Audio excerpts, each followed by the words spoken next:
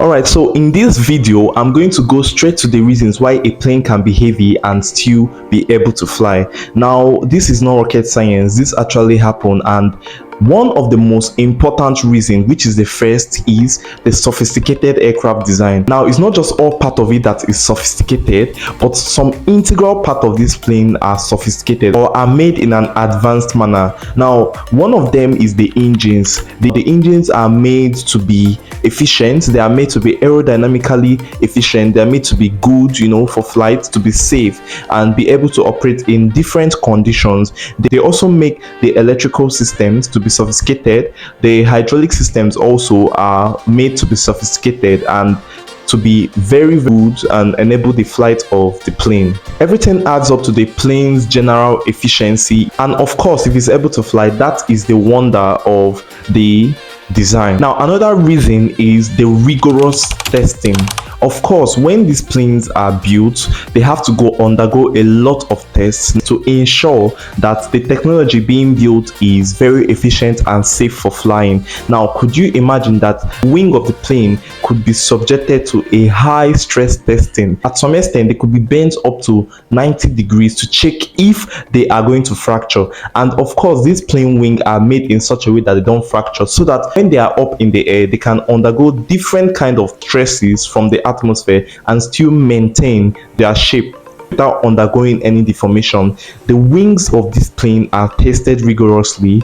Now, the engines are tested as against bird strikes, and this could cause the burning of the engine, which could put the whole plane and everybody in it in a harmful condition. Now, you will see that talking about rigorous testing, we're looking, or the prominent features to look at here is the wing, which should be made aerodynamically efficient, and the engines too, which could be made efficient by considering the fuel consumption, and also to undergo the testing in different aspects to make sure that once the plane is up there in the sky, it can fly safely as against all the conditions that it is going to be subjected to, like bad weather conditions and many other reasons. And that reason also is the pilot training. Of course, there is no way we could talk about all these without considering the pilot training or talking about it. Now, these pilots have to be trained very well.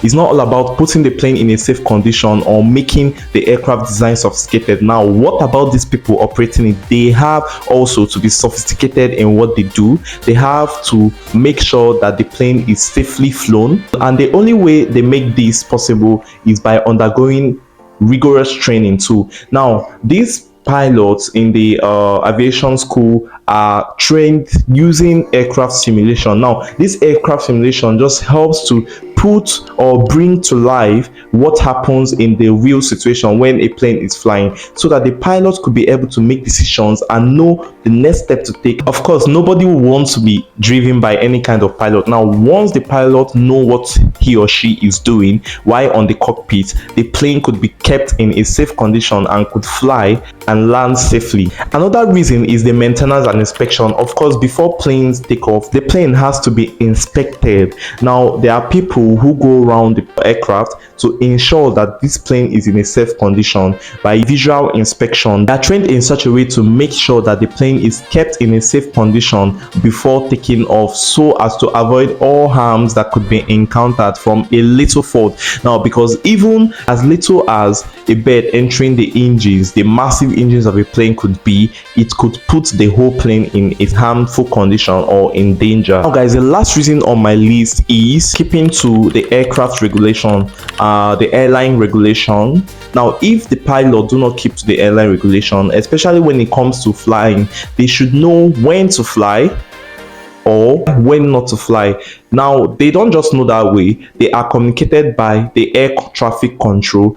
They should follow the instructions. The pilot should also know the weather conditions to fly in and when not to fly, and of course will be communicated by the ATC. Now, when the rules and regulation of the airline is put into consideration, of course this plane is going to fly safely to any destination without experiencing any harm. Now, these are just little tips to why a plane could be heavy and still fly, because the rules and regulation and the design and everything is put into consideration. The engineering, the physics is accurate, and that is why we could have that big metal bed on the air. So make sure you subscribe to my channel. This is Clinton's Aeronautics, and stay tuned to my content. Feel free to give me any comments on what you want to see next, and I'm going to make sure I upload it.